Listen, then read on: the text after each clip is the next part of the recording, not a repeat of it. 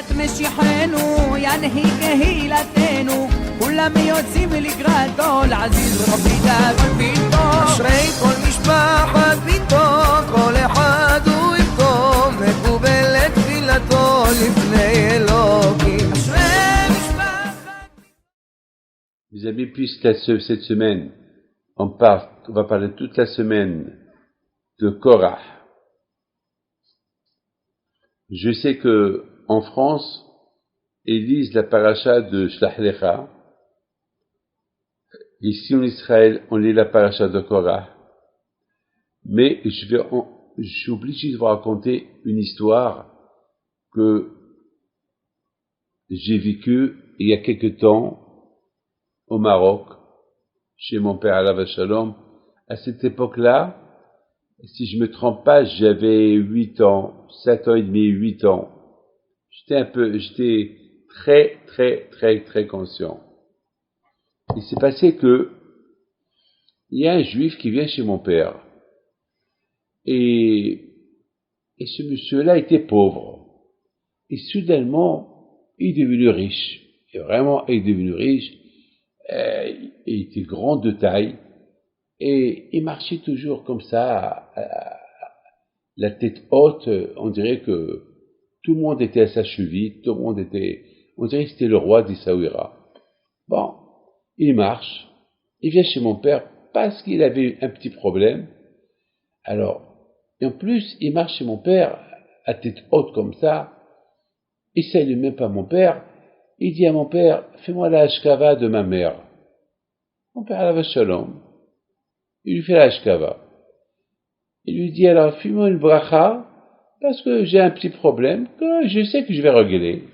Alors, si tu sais que je vais régler, pourquoi tu es chez moi? Bon, c'est comme ça, l'orgueilleux toujours. Il n'a pas toujours l'orgueilleux, il n'a pas toujours l'air de se soumettre. Toujours, indirectement, il veut se soumettre, mais avec l'orgueil. Voilà, ça veut dire, je veux le bracha, mais je sais que je vais l'arranger. Beaucoup de fois, même chez moi, il y a des gens qui viennent chez moi, ils me demandent des brachot, et toujours ils ajoutent cette phrase-là, mais je sais que c'est pas grave, mais je sais que... Alors pourquoi tu es venu alors? Tu viens pour une bracha, tu fermes-la, demande la bracha, et ferme-la. C'est tout. Pas la peine d'ajouter des phrases qui sont mal placées. Mes amis, quelqu'un qui rentre à la maison, la première réaction, qu'est-ce qu'il doit faire? Dites-moi. Il rentre à la maison, voilà, il rentre chez lui, il était au travail toute la journée, sa famille ouvre la porte. Première chose qu'il doit faire, c'est un sourire. Il faut qu'il rentre avec un sourire. Parce après tout, c'est donner la confiance à sa femme, même s'il a passé une mauvaise journée. Mais s'il rentre, ouf, déjà il casse tout. Alors même si sa femme, elle a des bonnes nouvelles à lui donner, il la casse. Il a déjà cassé tout le rythme de la maison. Comme que la maison, elle fonctionne avec la maison, elle doit fonctionner avec l'humour. La maison, elle doit fonctionner avec sourire, avec... de toute façon, les problèmes, ça ne manque pas grâce à Dieu. Mais il faut savoir les accepter. Donc, mes amis, ce monsieur-là, il reçoit la bracha de chez mon père, et voilà, il se lève, il prend quelques pièces, il les jette sur la table. Mon père, il lui dit, monsieur, moi je suis pas une coupa ici. Je t'ai pas demandé de me donner de l'argent. Tu es venu pour une bracha, tu as reçu la bracha, t'es pas obligé de me donner de l'argent. La coupa, il y a la synagogue de la coupa. Ici, c'est une maison privée. Et ce monsieur-là, il dit, mon père, ah bon? Et tu me parles comme ça? Mais tu sais à qui tu parles? Mon père, il n'a pas répondu. Il y avait quelqu'un à côté du monsieur. Il a dit, viens, sors de là. Je crois que tu es en mauvaise humeur et là, c'est pas lui qui vient chez toi, c'est toi qui viens chez lui et tu le parles comme ça. Et il commence encore à parler, encore il continue mais pour qui il se prend? Mais à boule. Il a mélangé la situation. Au lieu qu'il parle de lui, celui qui a tout fait, c'est lui qui a commencé le mal. Bon, il sort. Je savais que Hachem, il laisse pas les gens impunis. surtout les tzadikim, c'est grave. Parfois, faut pas parler de tzadikim, ferme-la.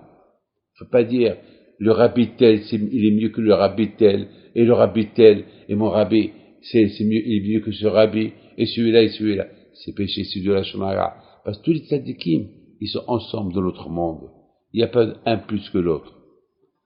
Et d'ailleurs, la Gemara dit que chaque tzadik, Akadosh Baruch Hu, il a construit sa cour. Il a sa cour. Comme ça, les tzadikim, chacun a sa cour. Chacun a sa cour. Comme ça, aucun tzadik n'est considéré là-haut un plus que l'autre. Mes amis, il s'est passé que ce monsieur-là, pour une bêtise quelconque, il a été arrêté par la police. Après 2 semaines, ils l'ont relâché. Il a dit, tu sais, peut-être tout ce que tu as eu, c'est à cause de Rabbi Moshe Pinto. Veuille demander pardon. Ah non. Ils l'ont poussé, il vient chez mon père. Mon père lui dit, j'ai entendu que tu étais en prison. Grâce à Dieu, j'ai prié pour toi, pour que tu en sors. Et le monsieur dit, alors, fais-moi une bracha. Mon père, il fait la bracha.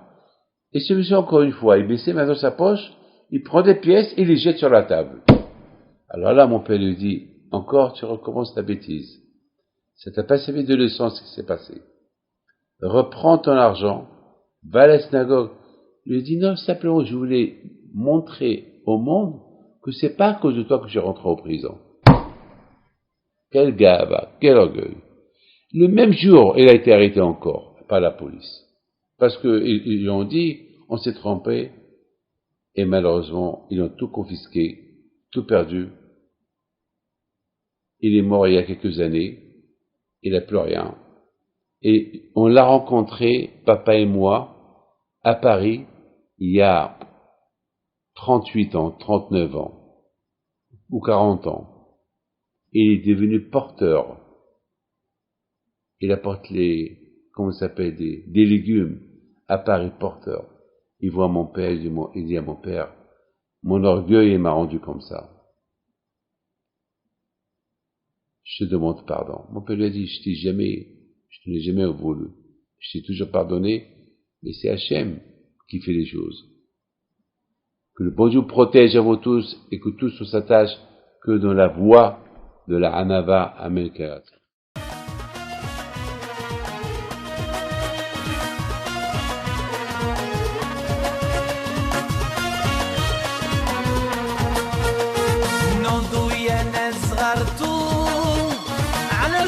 حي بنتو وقف لنا زي خو